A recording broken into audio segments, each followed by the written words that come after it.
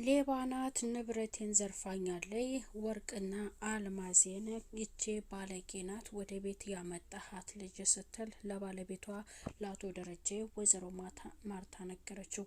አረ እንዴት እንደዚህ ልታስብ ይቻለሽ? ለማንኛውም ልጅቷ በሌለችበት እንዲህ አይነት ንግግር ተገቢ አይደለም። ልጅቷ ትንጣና ሁሉንም ነገር ፍለፊት እናወራለን። እሷ ስትመጣ ግን እንዳታስቀይሟት ብሎ አቶ ደረጀ ባለቤቱ ለወይዘሮ ማርታ ተናገረ።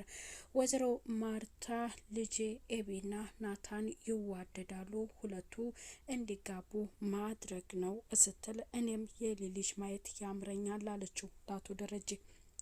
እኔ አውቃለሁ ግን ያንቺ ግፊት አለበት ሲል ነገራት። አረ እኛ ሳንኖርም ተደብቀው እኮ ያወራሉ። እኔ ምንም ያልኳት ነገር ወይንም የምነግራት ነገር የለም ስትል ለአቶ ደረጀ ነገረችው። ቆይማ ይህን ሰሞን በጣም ደስ ብሎሃል? ምን አዲስ ነገር ተገኝቶ ነው? ደግሞ የልጅቷንስ ነገር እንዴት አደረከው? እስከ መቼ ነው ቤት የምትቀመጠው? ስትል ነገረችው። እሱም ዝም ብላት ጉዞውን ቀጠለ። መጽሐፌን ቀደሻልና ቅጣት ልቀጣሽ ነው አላት። ቅጣቱ ምንድነው? መቼም የከፋ ቅጣት አትቀጣኝም ስትል ነገረችው። አብረው ለመሄድ ያሰበችው እቺኛዋ ኤቢ አልተሳካላትም። ስለዚህ አሁን የምቀጣሽ ቅጣት መጽሐፉን አብረን ሄደን ከመርካቶ እንገዛለን ብሎ ነገራት። እኔ ያለው ለምንድን ነው እሷን አስከትላት የምትሄደው ስትል አንቺ ጥፋቱን አላጠፋውም ብለሻል። ጥፋቷን ያመነችው ዳጣ ስለሆነች አብራኝ መሄድ ያለባት እሷ ናት ሲል ነገራት። አብረው ሁለቱም ተያይዘው ሲሄዱ ይህችኛዋ በቅናት ተንጨረጨረች። ያዘዝኩሽን ትተሽ ወሬሽን ዝም ብለሽ ታባክኛለሽ፣ ስሪልኝ ያልኩሽ ምግብ የት አለ ብላ የቤት ሰራተኛዋን ነገረቻት። ቆይ እንደዚህ ናት ወይ ስትል ለቤት ሰራተኛዋ ዳጣ ነገረቻት። ከልጅነቷ ጀምራ እንደዚህ ናት፣ እሷን ታያት፣ አንቺ ግን እንዴት ነሽ ስትል ለዳጣ ነገረቻት። መጽሐፉን እሷ ቅደጅ ብላት ባዘዘቻት መሰረት መጽሐፉን ቀዳለች። ያ ደግሞ እናታ እንዴት ሊሆን ቻለ ብሎ ሁለቱንም ፍለፊት ጥያቄ ጠይቋቸዋል። ዳጣ ቅደጅ ብለሽኝ ነው መጽሐፉን እየቀደድኩት ስትል እውነቱን ተናገረች። ያችኛዋ ግን በጭራሽ ለሷ አክብሮታል ለኔ ግን በጭራሽ እያለች ለሱ ትመልስለታለች። በቃ ልብሴን ልቀይርና እንሂድ ሲል ለዳጣ ነገራት። እኔም የለበስኩት ቀሚስ ስለሚያወላክፈኝ ሌላ ልብስ ልቀይርና አብረን እንሄዳለን በማለት ወደ መርካቶ ሄደው መጽሐፋቸውን ገዝተው እየተመለሱ ወደ ቤት ጥያቄ ጠየቃት። በጣም ቆንጆ ነሽ ሲል ጠየቃት። ተው ኪድዬን እንደዚህማ አትበለኝ ሁለተኛ፣ ግን አንተ እዚህ ቤት ስትል እዛ ቤት እንዴት እንደሆነ የአቶ ደረጀ ልጅ እንዳልሆነ ስለምታውቅ ነግረዋለች።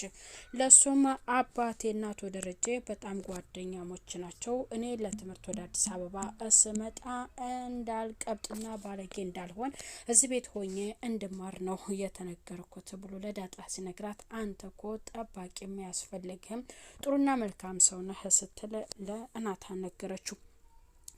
ቤት ደግሞ ያቺ ረባሿ ኤቢ እንደምትረብሸው እናት አባቷን አክብሬ ነው እንጂ እሷ ባለጌ ልጅ ናት ሲል ለዳጣ መለሰላት። በጣም ውሃና አንተ የመጪ ትመቹኛላችሁ፣ በጣም መልካም ጥሩ ሰው ናችሁ ስትል ለናታ ነገረችው።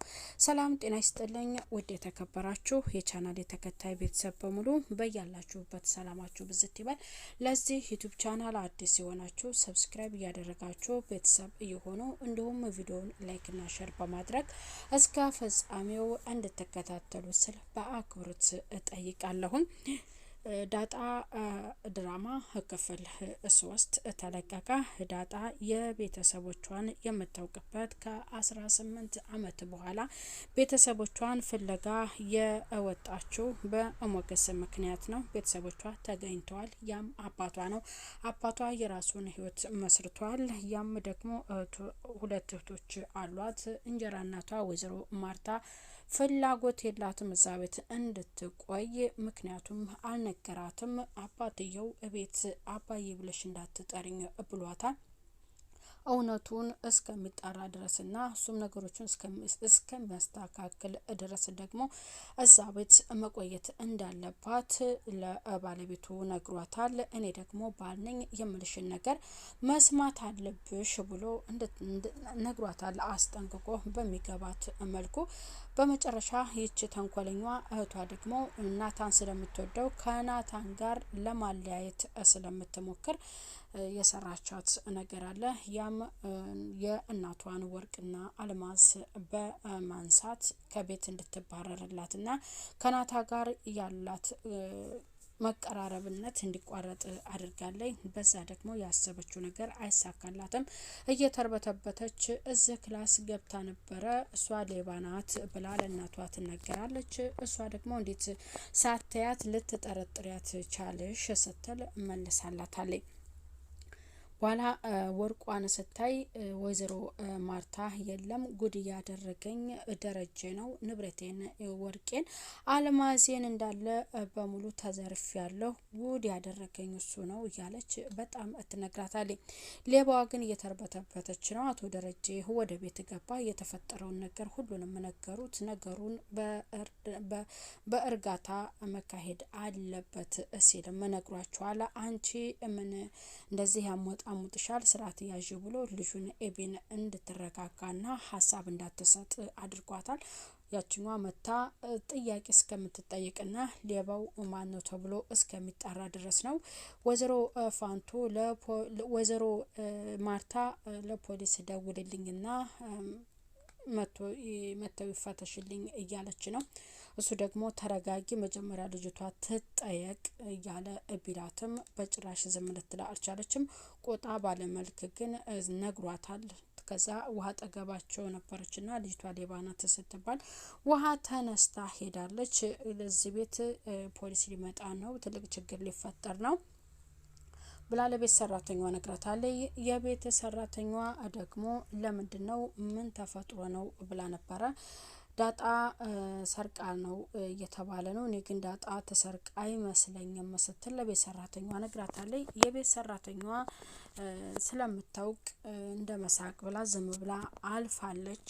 ያ ነገር ደግሞ ትልቅ ሀሳብ እና የሆነ እንድትጨናነቅም ሳይሆን በቃ የሆነ እንድታስብ ነገር አድርጓታል። ለትንሿ ልጅ በዚህ መልክ ለምን ናፍቃኛለች፣ ሄደችብኝ፣ ጥላኝ ሄዳ መጽሐፍ ልትገዛ ከናታን ጋር ብላ ለእናቷም ነግራታለች። ከናታ ጋር ስትላት እሷ ደግሞ እንዴት ኤቢ ልጅ እያለች ትላንት በመጣች ልጅ አብሯት ይሄዳል ብላለች። መጽሐፉን እኔ ለምን አላጋዛህም፣ እኔም ሌሎች መጽሐፍ ገዛልሃለሁ ብዬ አልነበረም ወይ ብላ ነገረችው። ናታ ምንም አይነት ነገር የሰጣት ነገር የለም። እዛ ቤት እንግዲህ እሷም እንደምትረብሸው ለዳጣ ነግሯታል።